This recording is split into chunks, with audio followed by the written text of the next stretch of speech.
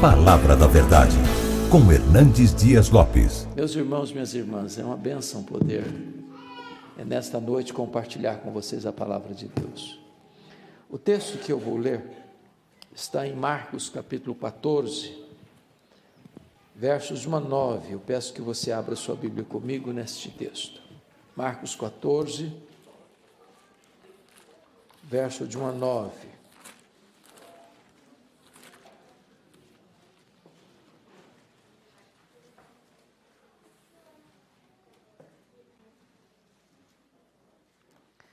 Eu estou com a versão revista e atualizada. Eu vou ler e você acompanha e depois mantenha a sua Bíblia aberta comigo nesse texto. Está escrito assim: dali a 2 dias era a Páscoa e a festa dos pães asmos. E os principais sacerdotes e os escribas procuravam como prenderiam Jesus à traição e o matariam. Pois diziam: não durante a festa, para que não haja tumulto entre o povo.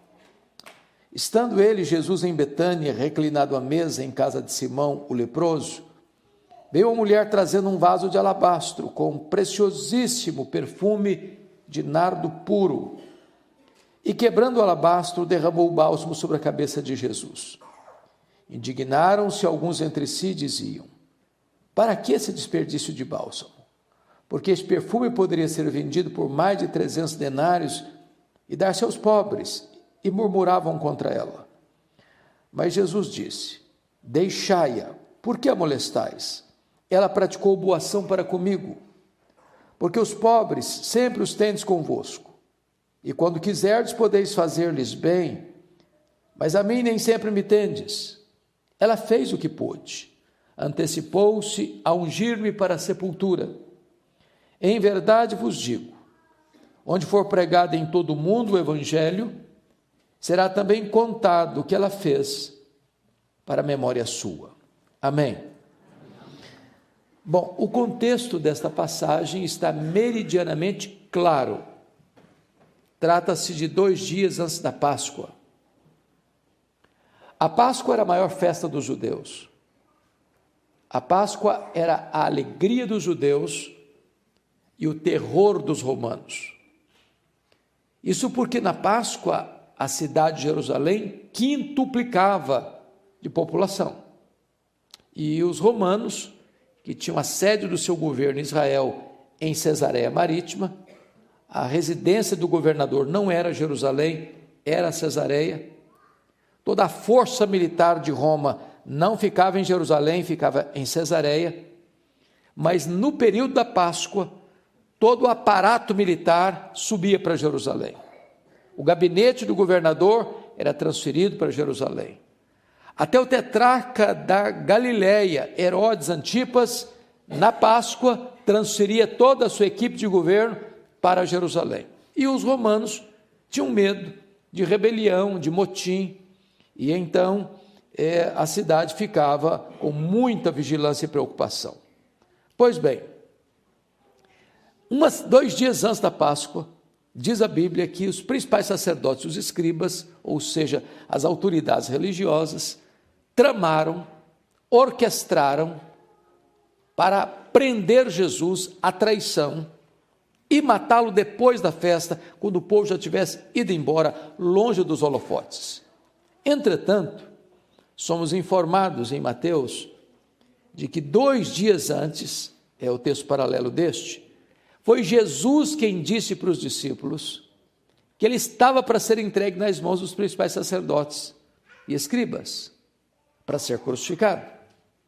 E aí você chega à seguinte conclusão: quando os homens tramam, urdem, orquestram, pensando que eles estão no controle da sua ação, eles estão apenas cumprindo um plano já estabelecido por Deus, porque as rédeas da história não estão nas mãos dos homens, está nas mãos de Deus. Ainda que os homens façam mal, como levaram de fato Jesus à cruz e mataram Jesus, mas aquilo cumpriu um plano já estabelecido por Deus desde toda a eternidade. É curioso também que na mesma medida que as principais autoridades religiosas de Jerusalém tramam, urdem, maquinam e orquestram contra Jesus para matá-lo, 10 quilômetros dali, na aldeia de Betânia, uma família prepara uma festa para Jesus. E é curioso que ainda hoje Jesus desperte sentimentos tão diferentes e tão opostos. Ele é amado por uns e odiado por outros, recebido por uns, rejeitado por outros, adorado por uns e rechaçado por outros. Também é curioso que esse jantar que é oferecido a Jesus em Betânia acontece na casa de um homem, que é chamado de Simão. E a Bíblia não dá o sobrenome dele, mas dá um epíteto, um adjetivo para ele: Simão, o leproso. Isso me chama a atenção, porque uma pergunta se faz necessária: esse homem ainda era leproso? E a resposta óbvia é: claro que não. E por que sabemos que não? Porque se leproso fosse, ele não podia ficar em casa. Se leproso fosse, muito menos podia receber alguém em sua casa. Mas se esse Simão não era mais leproso, por que o evangelista diz que o jantar ocorreu na casa de Simão, o leproso, e não na casa de Simão, o ex-leproso? Para ensinar-nos uma lição. A lição de que você não deve rotular pessoas, porque rótulos ficam. Não carimbe gente. Não põe uma tatuagem existencial numa pessoa, porque Deus pode mudar a vida dela. O enfermo está curado, o prisioneiro está livre, o perdido está salvo. Então não rotule gente, porque Deus é especialista em reverter diagnósticos irreparáveis, impossíveis. Mas também é curioso que quem se destaca nesse jantar é uma mulher. E esta mulher é incógnita, ou seja, ela não tem nome nos evangelhos sinóticos, porque esse texto está relatado em Mateus 26, brevemente introduzido em Lucas 22, está descrita aqui em Marcos 14 e também em João 12. Mateus, Marcos e Lucas não falam do nome dessa mulher, ela é incógnita, ela é anônima. Mas em João 12, o nome dela aparece. Essa mulher aqui é Maria, irmã de Marta e Lázaro. E a biografia de Maria é muito instrutiva, porque ela só aparece 3 vezes nos evangelhos. E nas 3 vezes que ela aparece no evangelho, ela está aos pés de Jesus. Não há nenhuma outra biografia na Bíblia que tem essa característica. A primeira vez que ela aparece é em Lucas 10. Ela está aos pés de Jesus para aprender. E eu vou lhe dizer que a maior academia do mundo é assentarmos-nos aos pés de Jesus. Assentarmos-nos aos pés de Jesus é alcançarmos o topo do mundo, o lugar mais alto de aprendizado. A segunda vez que essa mulher aparece na Bíblia é em João 11. E ela está novamente, Maria, aos pés de Jesus. Agora para chorar a dor do luto pela morte do seu irmão Lázaro. E eu vou lhe dizer que o único lugar do mundo onde você encontra uma fonte de consolo nas dores terríveis que assolam a vida é assentarmos-nos aos pés de Jesus. Mas agora, em terceiro lugar, e pela última vez, essa mulher está outra vez aos pés de Jesus, agora nesse texto e paralelos, para agradecer. E a pergunta é: agradecer o quê? Agradecer o maior milagre público de Jesus. Eu não sei se vocês já observaram o contexto desse fato. Vou abrir um pouquinho dessa água aqui.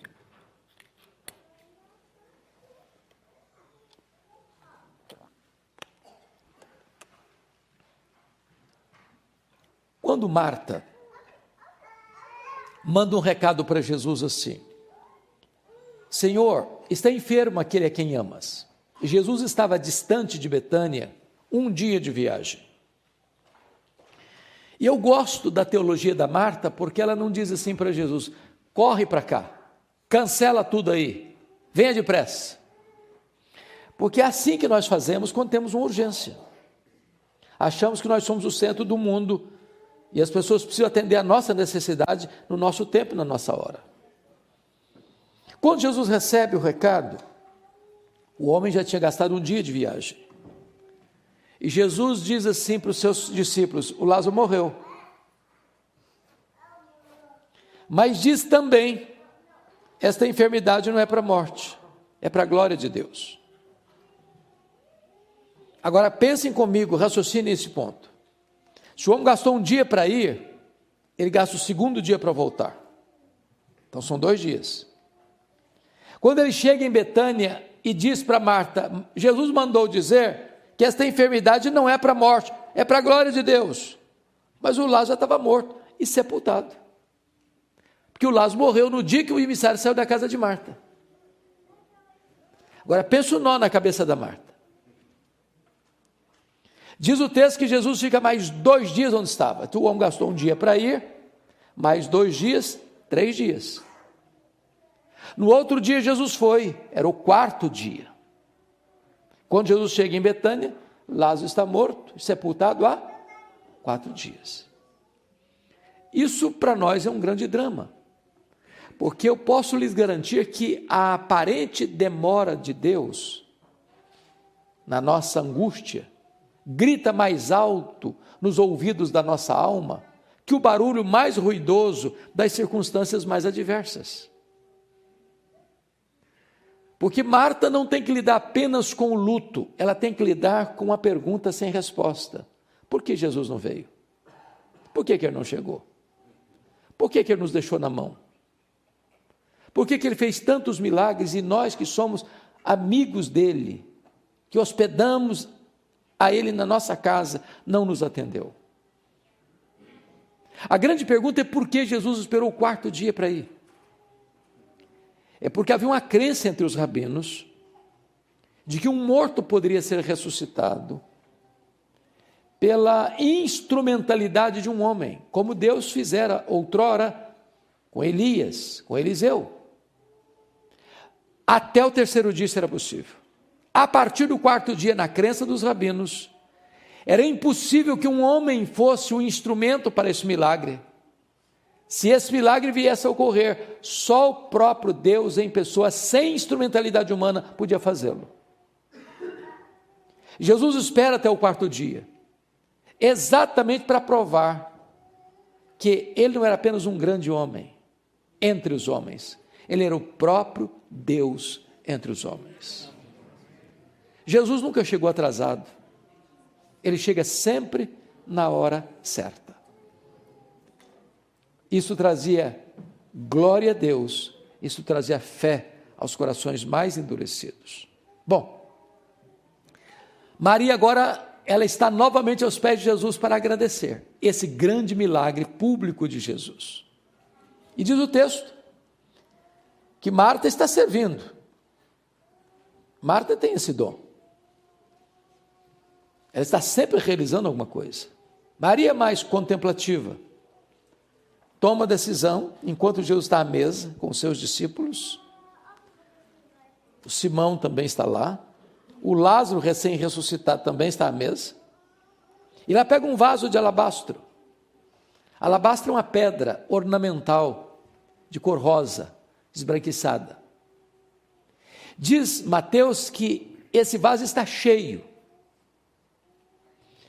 E diz João 12 que tem dentro desse vaso uma libra de perfume, preciosíssimo, feito de uma essência chamada nardo.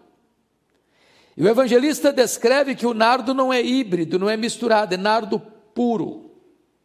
Vocês aqui nos Estados Unidos têm mais facilidade de entender isso do que nós lá no Brasil, porque libra é uma medida comum para vocês aqui. O que é uma libra? 1 litro tem 2,2 libras.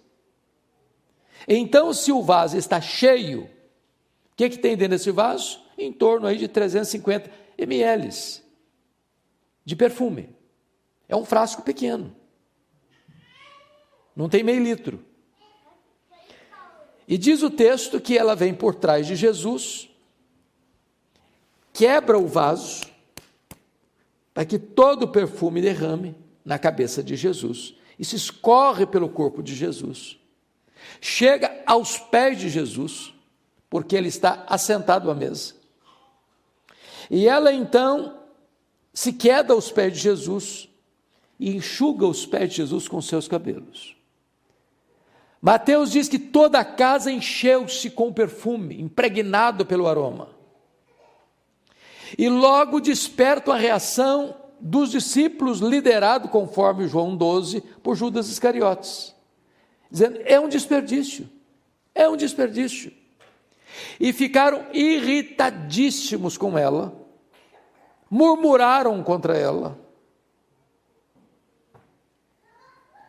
fizeram mais, chegaram a ponto de, o texto diz que eles molestaram Maria, e disseram: esse perfume poderia ser vendido por mais de 300 denários e dar-se aos pobres. E Jesus saiu em defesa de Maria. Por que molestais? Ela fez, aliás, os pobres sempre os tendes convosco, a mim nem sempre me tendes. Ela fez o que pôde. Ela antecipou-se a ungir-me para a sepultura. E em verdade vos digo, em todo mundo onde for pregado o evangelho, será contado o que ela fez, para a memória sua. Bom, então agora eu quero tirar desse texto algumas lições. Se você tem papel e caneta, sugiro anotar. Eu aprendi uma coisa na vida: o papel mais amarelo e a tinta mais fraca é mais fiel do que a memória mais prodigiosa. É claro que hoje nós temos um smartphone na mão, também podemos anotar, desde que você não fique no zap depois, certo? Combinado?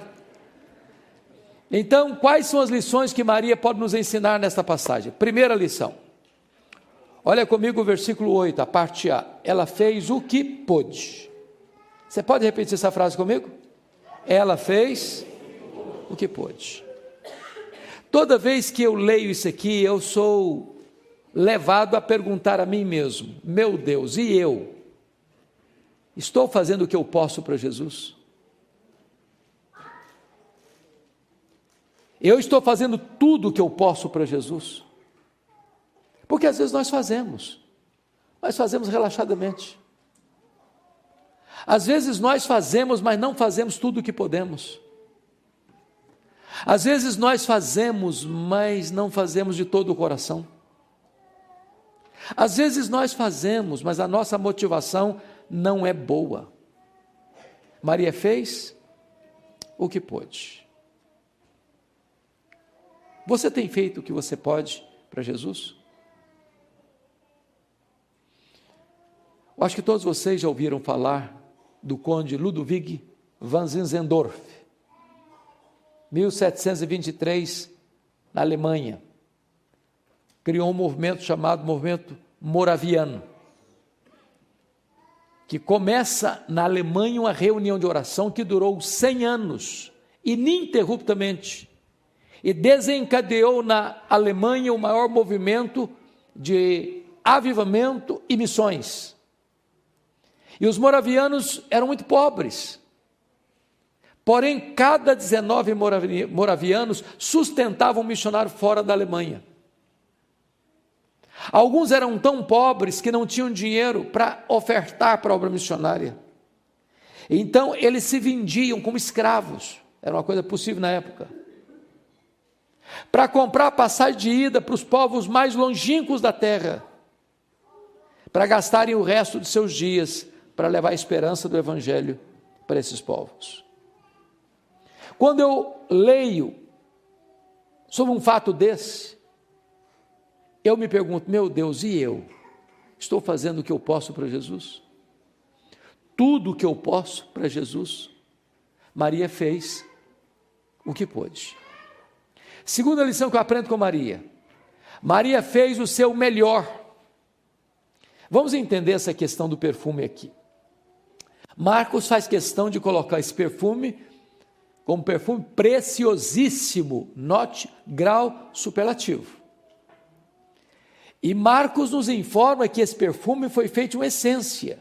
Vocês sabem disso, todo perfume é feito em essência. E o nome da essência aparece aí, é nardo. E ele tem o cuidado de informar que a essência é puríssima, nardo puro. O problema é que esse perfume era caríssimo e raríssimo, porque essa essência não tinha em Israel. Essa essência só tinha na cordilheira do Himalaia, de um arbusto seco que era moído e transportado em lombos de camelos. Aliás, esse perfume não tinha numa loja de perfumaria. Esse perfume era comprado gota a gota, grama a grama, ia sendo acondicionado nesse frasco de pedra, de alabastro. Para você ter uma ideia o que representa esse perfume, ele foi avaliado por Judas Iscariotes, que era entendido de dinheiro, ele era tesoureiro, entendia de grana, em mais de 300 denários. Agora, vamos entender, se tinha dentro desse frasco 1 libra, o que ele está querendo dizer então? Que cada ml desse perfume custa 1 denário. Cada gota do perfume custa 1 denário. O que é 1 denário? O denário era o salário de um trabalhador durante o dia. Então, pense comigo aqui as irmãs que cuidam de uma casa, limpam a casa, trabalhou o dia inteiro, chega no final do dia, você passa lá na loja, eu vim comprar 1 gota do perfume, trabalhou o dia inteiro para comprar 1 gota de perfume, 1 ml de perfume, era o salário de um dia, para comprar o quê? 1 gota. Agora notem, tem dentro desse pequeno frasco a poupança de 1 ano de trabalho. Bom, você e eu gostamos de um bom perfume, não é verdade? Agora, quando você compra um bom perfume, que não é barato, você diz para você mesmo, esse perfume tem que durar pelo menos 1 ano. Não é assim? Você não sai esparramando perfume para todo lado. É uma gotinha, e num dia especial. Agora, note que Maria não abre o frasco, ela quebra o vaso. E por que ela quebra o vaso? Porque ela está dizendo, eu não quero que sobre nenhuma gota. Tudo que eu tenho, e o melhor que eu tenho, eu quero dedicar ao Senhor Jesus. Ela fez não só o que pôde, ela fez o seu melhor. Às vezes, irmãos, as pessoas que não têm o conhecimento de Deus que você e eu temos, são mais zelosos em servir aos seus deuses, do que nós o somos em servir ao Deus da nossa vida. Eu estava pregando em Porto, em Portugal, fui visitar Coimbra, uma cidade importante na área do direito. E quando nós viajávamos, eu vi caravanas a pé, no asfalto andando. E eu perguntei, o que essas pessoas estão fazendo? Me disseram, elas estão indo a Fátima pagar promessas. E eu perguntei, a que distância elas estão andando assim a pé? Me responderam, a mais de 300 quilômetros, a pé. Aí eu fiquei pensando na igreja.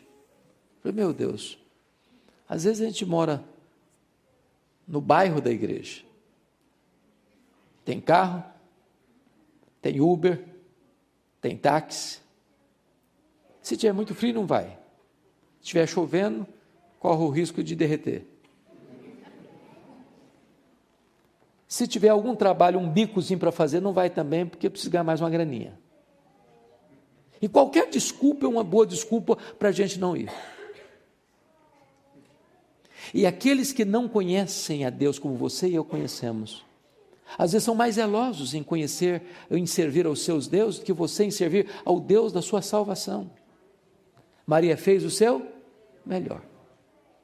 Terceiro lugar, terceira lição que eu aprendo com Maria. Maria fez sacrificialmente.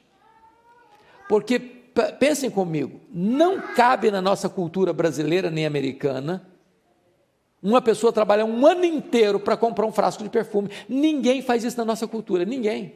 Você conhece alguém que faz isso? Eu não conheço. Então, esse texto só pode ser entendido dentro da cultura judaica.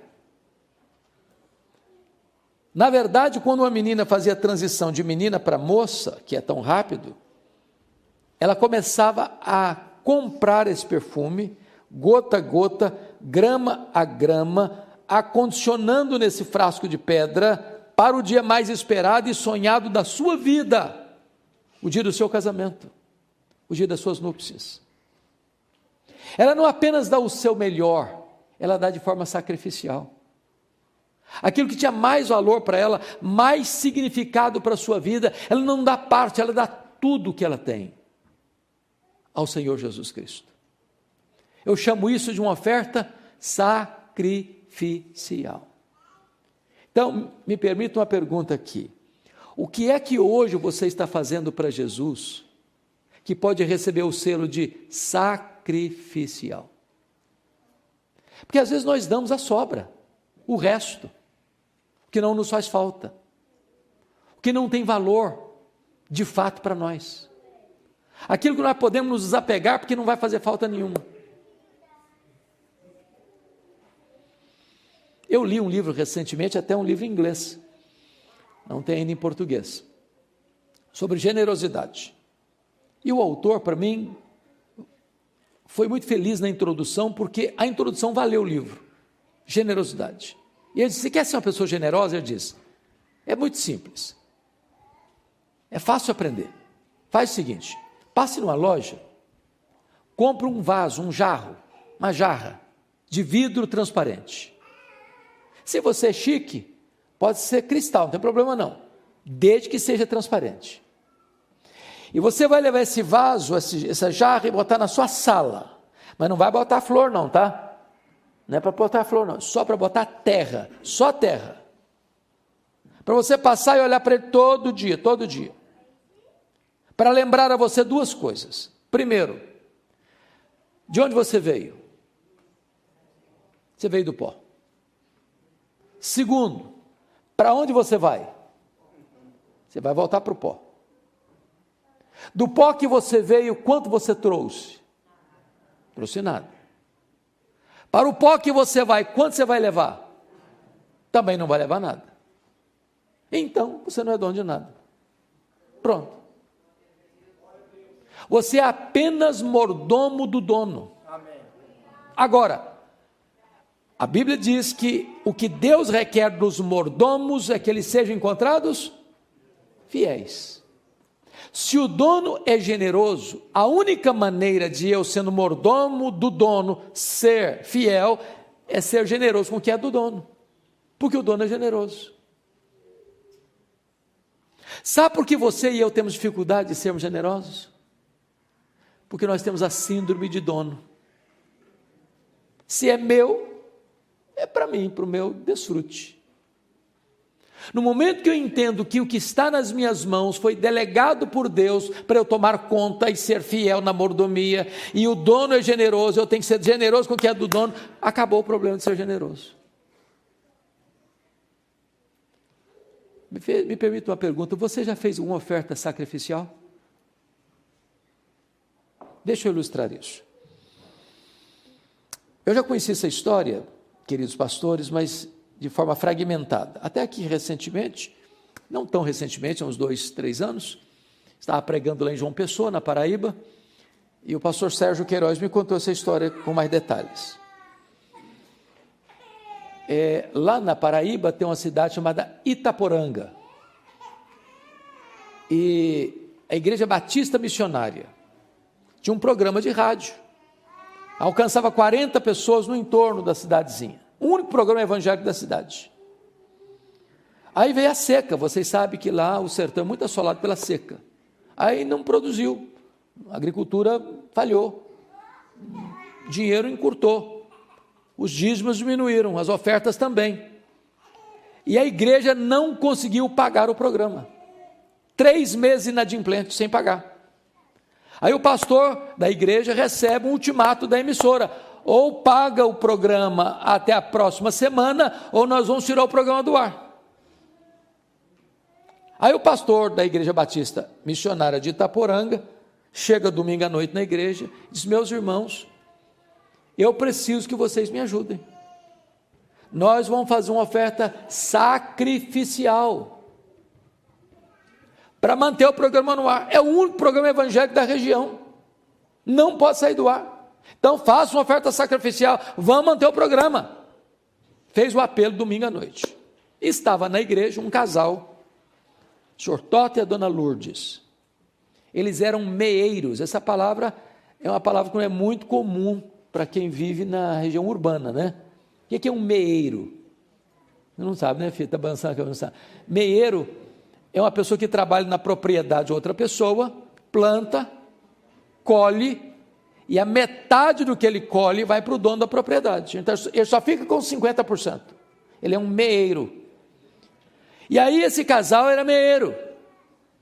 Morava 6 quilômetros da cidade, a pé. Estava voltando para casa. E a Lourdes disse assim para o Tota: Tota, você escutou o apelo do pastor, nós temos que fazer uma oferta sacrificial para manter o programa. O Tota disse: mas Lourdes, não tem um centavo lá em casa.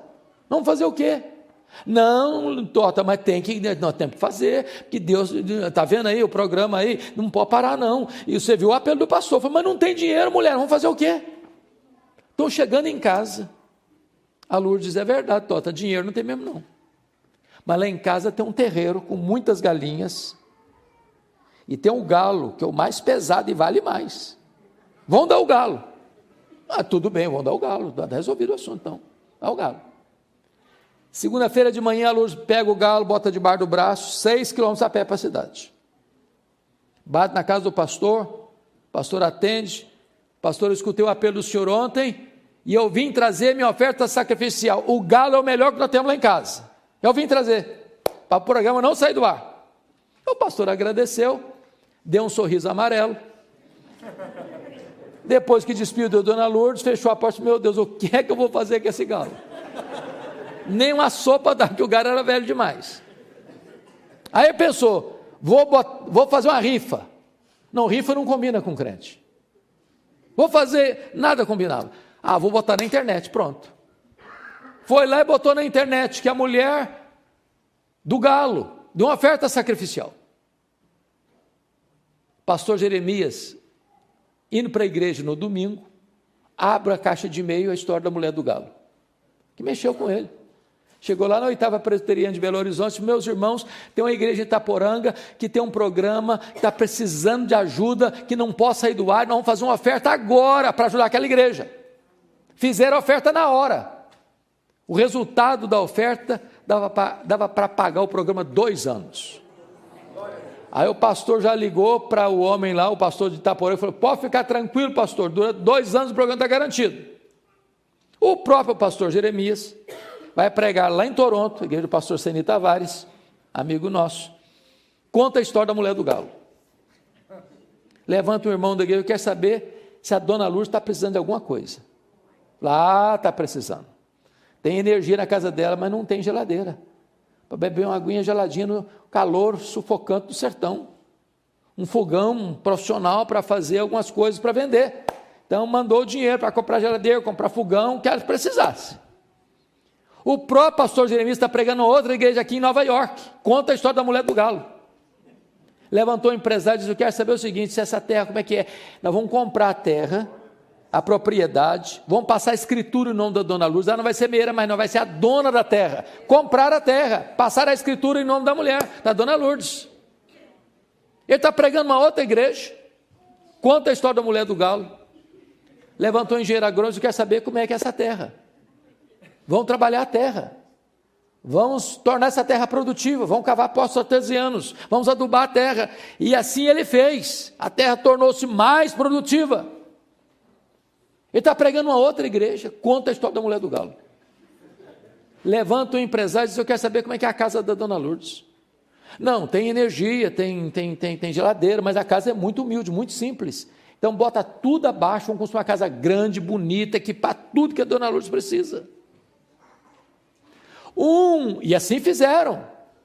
Um repórter da Christian Today, aqui de Nova York, escuta a história da mulher do galo. Pega um avião, desce lá em João Pessoa, pega um carro e vai a Itaporanga. E faz uma entrevista com a dona Lourdes e o senhor Tota. E a história da mulher do galo percorreu o mundo inteiro. Porque uma pessoa fez uma oferta sacrificial. Maria fez sacrificialmente. E você? Quarta lição que eu aprendo com Maria. Maria fez apesar das críticas. Versos 4, 5 e 6, Maria enfrenta 3 críticas. Primeiro, eles murmuraram contra ela.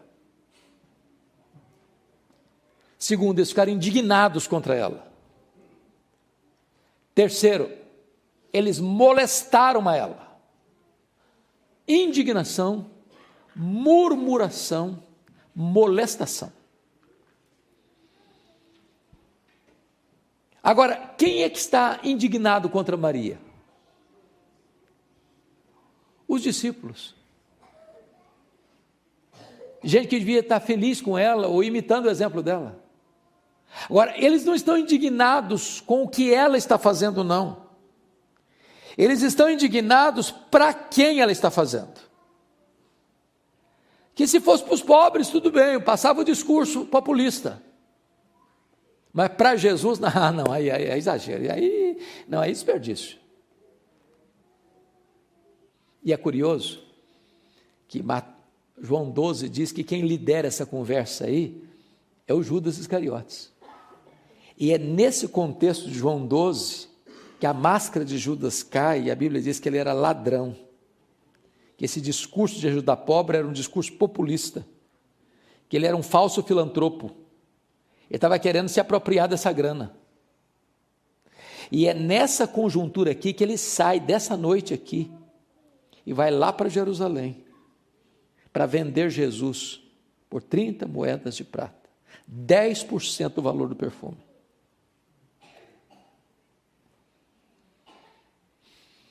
Lição aprendida. Você está fazendo a obra de Deus? As pessoas estão com raiva? Estão murmurando? Estão incomodando você? Continue fazendo a obra de Deus. Irmãos, eu não conheço ninguém que se disponha a fazer a obra de Deus que não enfrente críticas. Quem tem medo de críticas não serve a Deus. Quem tem medo de críticas está mais interessado na sua reputação do que na glória de Deus. Quem tem medo de críticas está mais preocupado com a sua autoimagem do que com a aprovação do céu. Se você está fazendo a obra de Deus e as pessoas estão criticando, continue fazendo a obra de Deus. Porque tem gente hipersensível. Eu sei que aqui não tem ninguém assim, mas tem gente hipersensível. Você conhece crente hipersensível? Igual cristal? Qualquer coisinha trinca? Qualquer coisinha, eu também vou sair da igreja, também não faço mais nada na igreja. Maria fez, apesar das críticas. Quinta lição que eu aprendo com Maria.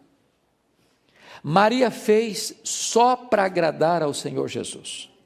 É João 12 que retrata isso. Irmãos, o que Maria fez para a nossa cultura não significa nada. Por exemplo, ela enxuga os pés de Jesus com seus cabelos.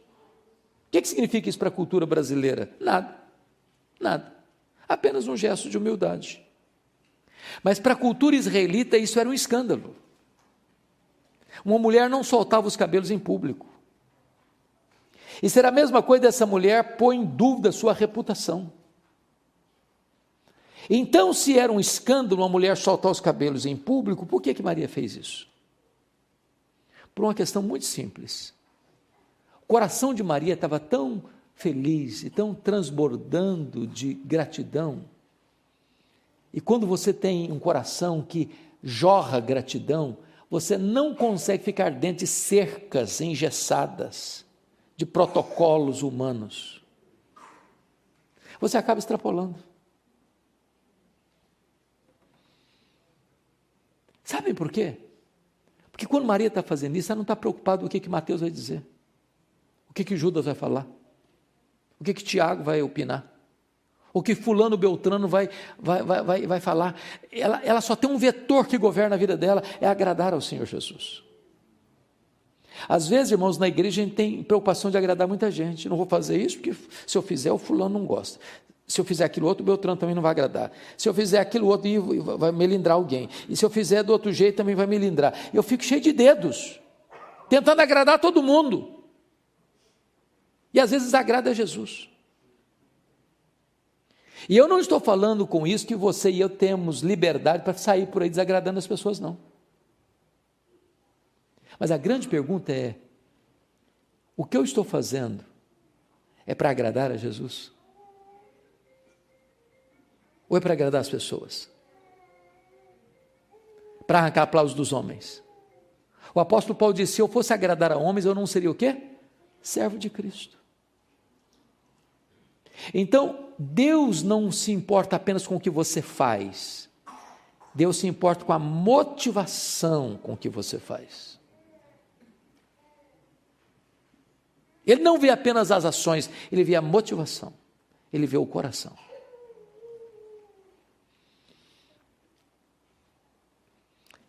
Vamos então, sexta lição com Maria. Maria fez a pessoa certa. Vejam comigo versículos 6 e 7. Quando Jesus diz: os pobres sempre os tendes convosco, mas a mim nem sempre tendes. Eu acho isso maravilhoso, porque ela fez boa obra para comigo, disse Jesus. E aqui, irmãos, tem uma pergunta que precisa ser respondida. Será que Jesus está dizendo que os pobres não têm prioridade? Que os pobres podem ser deixados para depois? Que a agenda de socorro aos pobres não tem prioridade na agenda da igreja? É isso que Jesus está falando? E a resposta é um sonoro não. Não. Não. Agora é preciso entender uma coisa: ninguém vai para o céu porque ajuda os pobres. Ninguém vai para o céu porque dá comida para os pobres. Ajudar os pobres não é a causa da salvação, é consequência. Você não ajuda os pobres para ser salvo, você ajuda os pobres porque foi salvo pela graça. Tentar comprar a graça de Deus com boas obras é um pecado, porque é anular a cruz. É anular a cruz. As pessoas que mais ajudaram os pobres na história foram aqueles que fizeram tudo para a glória de Jesus. Você faz para que Jesus seja exaltado, para que agrade o coração de Jesus, porque é Ele que mandou fazer isso. Agora, o discurso de Judas, de ajudar os pobres, era falso, era uma hipocrisia, era uma mentira, e Jesus está, de certa forma, arrancando a máscara dele, e dos discípulos que estão acompanhando a ele. É um falso discurso: vamos ajudar os pobres, vamos ajudar os pobres. Esse é um discurso político, de político populista. Quando na verdade o coração não está nem nos pobres nem em Deus, está nele mesmo. E se Jesus não for a prioridade, se Jesus não for a motivação, eu vou fazer e vou fazer com a motivação errada, porque eu estou querendo é a promoção de mim mesmo, que os holofotes caem em mim mesmo, que a glória seja minha mesma, e não de Deus, e não socorra o necessitado. Então Maria fez a pessoa certa. Sétima e penúltima lição que eu aprendo com Maria. Maria fez no tempo certo. Olha comigo o versículo 8, a parte B. Ela antecipou-se a ungir-me para a sepultura. Aqui tem algo para mim da mais alta importância. Então eu queria pedir o raciocínio de vocês para fazermos uma breve retrospectiva. Ela antecipou-se a ungir-me para a sepultura. Acompanhe meu raciocínio, por favor. Lucas 8, verso 3 em diante, diz que quando Jesus estava fazendo a campanha evangelística de cidade em cidade, de aldeia em aldeia na Galileia, tinha 204 pequenas cidades na Galileia, cidade em cidade, aldeia em aldeia. as mulheres da Galileia, e a Bíblia fala de Maria Madalena, Joana e Susana, e muitas outras, iam bancando o ministério de Jesus. Notinha de rodapé, eu vou falar baixo porque tem homem no auditório. As mulheres são mais generosas do que os homens. Agora preste atenção comigo. Quantas pessoas estão indo nessa comitiva evangelística? Tem Jesus, 12 discípulos, 13, certo? 13 pessoas. Tem 3 mulheres citadas pelo nome. Maria Madalena, Joana e Susana, então já são 16. Muitas outras eu não sei quantas são. Imagine que ao todo sejam 40 pessoas, de cidade em aldeia, de cidade em cidade, aldeia em aldeia. As mulheres atrás de Jesus, fazendo pix, fazendo transferência bancária, pagando a conta. Não tem logística complicada, não tem logística boa não tem hotel, não tem self-service, e elas cuidando da estrutura, cuidando das finanças. Nessa jornada, Jesus diz para elas e para os discípulos que era necessário que eles subissem para Jerusalém, serem entregues nas mãos dos principais sacerdotes, escribas, e fosse crucificado. Quando Jesus vai, e elas sabem para onde ele está indo e com que propósito, elas vão junto. Elas são lá da Galileia, do norte de Israel, estão indo 153 quilômetros, pelo menos, de Cafarnaum a Jerusalém, a pé, com Jesus. Quando Jesus foi crucificado, só tem João presente, os outros apóstolos vazaram, fugiram, acovardaram-se. Essas mulheres estavam lá, essas mulheres. Quando Jesus foi sepultado, Lucas 23, 54, 55, não consta nem que João estivesse presente no funeral de Jesus. Mas essas mulheres, agora preste atenção, viram onde e como Jesus foi sepultado. Repita comigo, onde e como Jesus foi sepultado. Agora eu preciso da sua atenção de novo, porque eu quero amarrar isso com uma conclusão. Que horas Jesus morreu? Na sexta-feira. Que horas? 3 da tarde. Que horas Jesus foi sepultado? A Bíblia não diz. Mas ele tem que ter sido sepultado na sexta-feira, não podia ser no sábado, parava tudo. Sábado começava às 18 horas. Então você tem entre a morte e o sepultamento apenas 3 horas disponíveis. Então vamos chegar à conclusão aqui comigo, por favor. Morreu, ninguém tira da cruz, sem autorização. Quem autoriza? Governador. O governador não está presente, foi sepultado fora dos muros. Tem que alguém falar com ele, mas não adianta mandar qualquer um, porque ele nem vai receber, tem que ser alguém com trânsito. Então quem que escolhe? José de Arimateia, membro do Sinédrio. E ele chega lá e diz: ô governador, eu vim pedir permissão para tirar o corpo de Jesus da cruz, porque eu tenho um túmulo que não foi usado ainda, eu vou emprestar para sepultar o Jesus aí, chamado Rei dos Judeus. Aí o governador falou: não, mas não morre rápido assim não, e demora, tem gente aí que fica vários dias. Mas morreu, senhor. Não, morreu não deu prazo não. Morreu, senhor. Não morreu não. Eu só acredito se vier o centurião que coordenou lá e me falar. Não tinha fax, não tinha telefone celular, não tinha nada disso. Então tem que ir lá de volta, trazer o cara aqui de volta para falar com ele. Não morreu, senhor. Aí tem que fazer um documento. Aí tem que tirar o corpo da cruz, mas tem que ir lá no mercado comprar perfume, comprar lençóis, e tem que limpar o corpo. E agora tem que pegar esse corpo aqui, e lá na hora do local da sepultura, e tem uma pedra muito pesada, tem que rolar a pedra. E tem que agora botar o corpo lá, e tem que rolar de volta a pedra. E as mulheres estão olhando e vendo onde ir, como Jesus foi sepultado. Agora uma pergunta, é uma conclusão, que embora não esteja relatada, registrada graficamente, é o entendimento que eu tenho. Quando chegou o sábado, domingo, quando começava o domingo? Sábado, 6 da tarde. Elas correram para o mercado, foram comprar o quê? O que elas foram comprar? Perfume. Por que elas foram comprar perfume? Jesus estava sepultado já.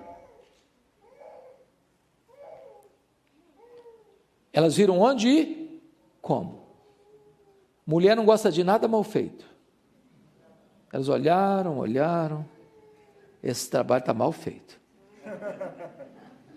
Quando passar o sábado, nós vamos voltar aqui e fazer direito. Fazer direito. E elas chegam com a pergunta: quem vai rolar a pedra? A pedra é muito pesada. Olham, a pedra está rolada. Olham, o túmulo está aberto. Entram, o túmulo está vazio.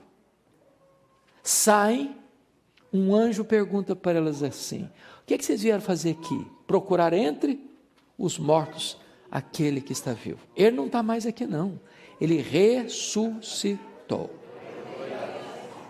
Agora vamos entender uma coisa. Sabe o que o anjo está falando para elas? Vocês fizeram muita coisa para Jesus, mas uma coisa vocês não fizeram. Vocês não anteciparam em ungir o seu corpo para a sepultura. Agora não precisa mais desse perfume não. Agora não precisa mais. Então qual é a 7ª lição? Faça no tempo certo. Porque se você não fizer no tempo certo, você não vai ter chance de fazer depois. Oportunidades passam. É aquela visita que você tem que fazer. Não pode esperar. A pessoa está doente no hospital. Podia ir lá visitar? Você se vira, vai. Porque não tem nada mais triste que uma pessoa pedir você para visitar o fulano e você não vai, e aí... como é que tem mesmo? Qual quarto que está? Não precisa ir não, já morreu. Não dá para esperar. Não dá. Deixa eu ilustrar isso dentro da nossa cultura. Eu não sei quanto a vocês, mas eu acho muito esquisito alguns aspectos da nossa cultura. Por exemplo, eu não conheço ninguém mesmo, que receba mais elogio do que defunto. Já viu? Ô, gente, uma rasgação de seda em cima do caixão que não tem fim. A grande pergunta é se o defunto, em vida, claro, escutou alguns daqueles elogios. Porque você não vai confortar o coração de um defunto elogiando ele, não. Ele não vai levantar do caixão para dar um abraço em você, não. E se levantar, você corre também. Então não espere a pessoa morrer para elogiar. Porque tem gente assim muito espiritual, diz, não, eu não vou elogiar não, porque elogiar a pessoa vai ficar vaidosa. Não, o que a Bíblia proíbe é hipocrisia. Mas um elogio certo na hora certa é uma bênção, um bálsamo. Quer ver outra coisa que me choca na nossa cultura? Defunto recebe mais flor do que vivo. Dá para entender isso? Não dá para entender, dá. Eu fui num funeral certa feita e contei 86 coroas de flores. Contrataram um caminhãozão para levar as flores, um caminhãozinho desse tamanhozinho para levar o defunto. E eu fiquei ali olhando, observando, falei, meu Deus, coitado do defunto, não consegue tirar um botão de rosa a mais, para que tanta flor para ele? Sabe por que os mortos recebem mais flores do que os vivos? É porque a voz do remorso é mais forte do que a voz da gratidão. Não espere a pessoa morrer para mandar flores, não. Manda em vida. Agora deixa eu brincar um pouquinho, pode? Pode. Dizem que os homens que vieram do Brasil aqui para os Estados Unidos, sobretudo nessa região aqui do estado de Massachusetts, são muito românticos. Dizem.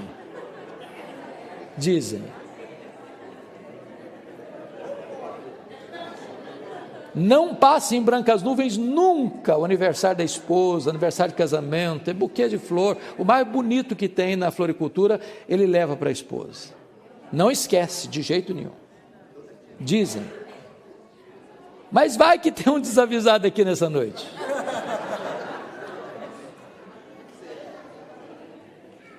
Então deixa eu dizer uma palavra para você, irmã. Se você nunca recebeu um buquê de flor do seu marido, no seu aniversário de casamento, se você for na frente, e ir na frente significa morrer primeiro, você vai receber uma coroa de flores, e é grande, hein? E ele nem vai pedir desconto na floricultura também. Não espere a pessoa morrer para mandar flor, gente. Manda em vida.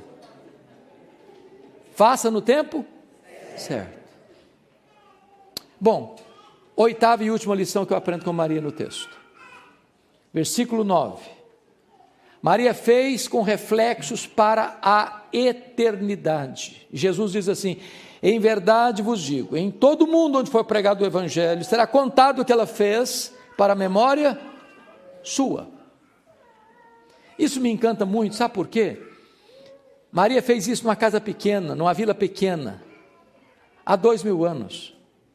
E o que ela fez dentro daquela casa tem sido proclamado dos eirados da história, nos ouvidos do mundo. E essa profecia de Jesus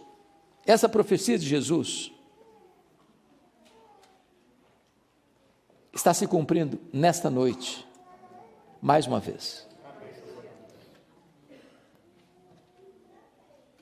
A grande pergunta, portanto, é: o que eu estou fazendo hoje que vai reverberar na história e vai impactar pessoas? Nós estamos vivendo uma geração narcisista, que está olhando para o umbigo. Uma geração que não se preocupa com as futuras gerações. Eu não sei se você se preocupa com essas coisas. Eu sei que nem sei se é legal também, não sei se vai te ajudar ou piorar a situação. Mas você já pensou no seu funeral? Esquisito, não? Já? Você já pensou na frase que vai estar escrita numa tabuinha assim de mármore branco, em cima da sua sepultura? Que frase resumiria a sua vida? Se Jesus não voltar antes, depois de 50 anos que você e eu tivermos partido, e alguém lá no cemitério espanar a poeira e ler, será que a nossa vida ainda vai continuar influenciando alguém?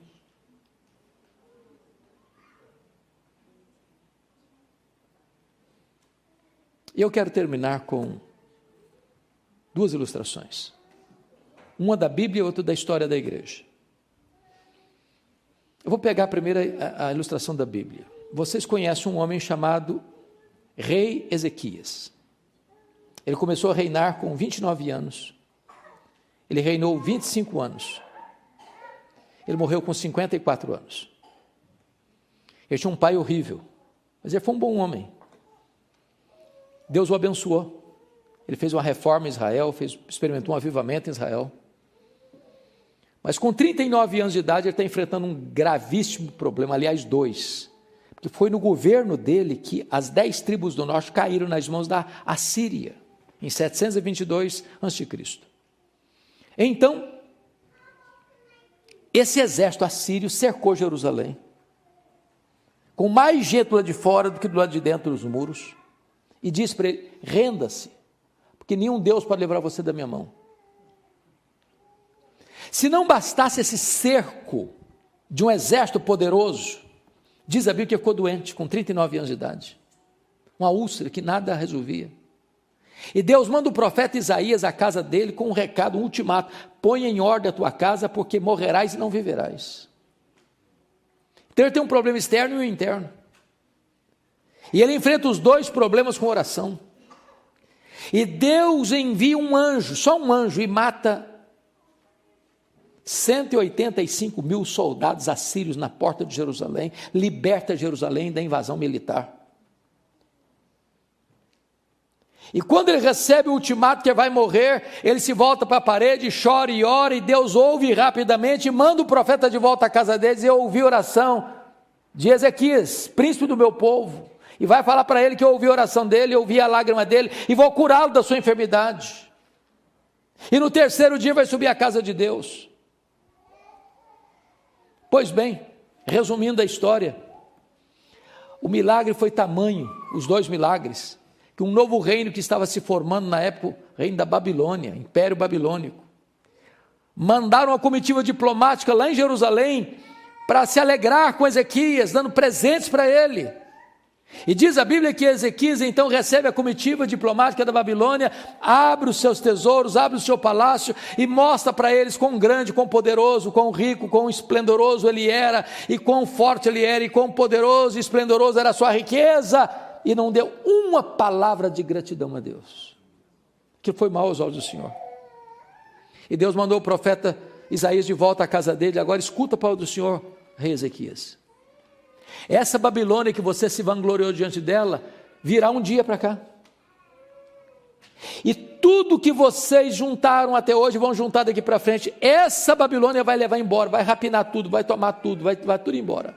Segundo, dos filhos que tu gerares, vão ser levados cativos para a Babilônia. Terceiro, esses filhos vão ser eunucos. Sabe o que significa isso? Eles vão ser castrados, eles vão poder gerar. Sabe qual foi a resposta do rei para o profeta? Boa é essa palavra.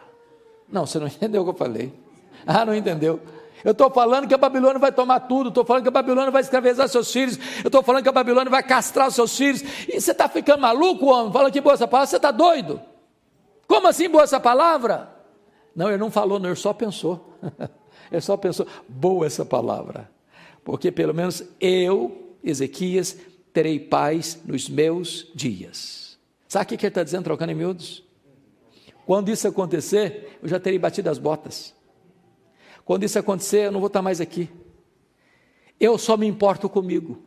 Depois que eu morrer, me perdoe da expressão, que se dane as futuras gerações, não estou aí mais não. Lamentável.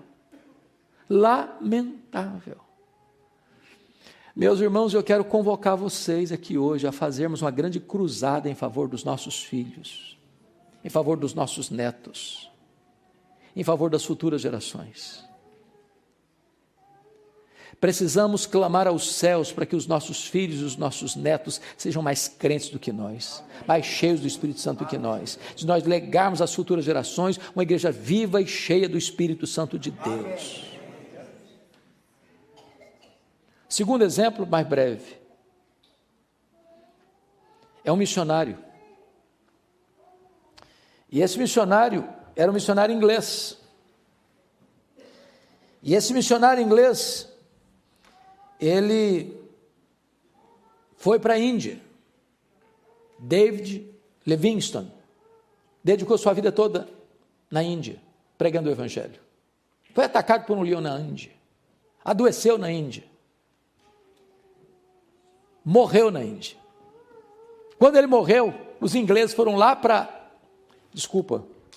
na Índia não, estou confundindo o local, África. Ele morreu na África. Quando ele morreu na África, os ingleses foram para a África para pegar o corpo dele e sepultar na Inglaterra. Sabe o que os africanos falaram para os ingleses? Vocês podem até levar o corpo dele, mas o coração dele vocês não vão levar. Ele amou a África, ele dedicou-se à África, ele morreu na África. O coração dele nós vamos sepultar aqui na África. Sabe o que fizeram? Abriram o peito dele.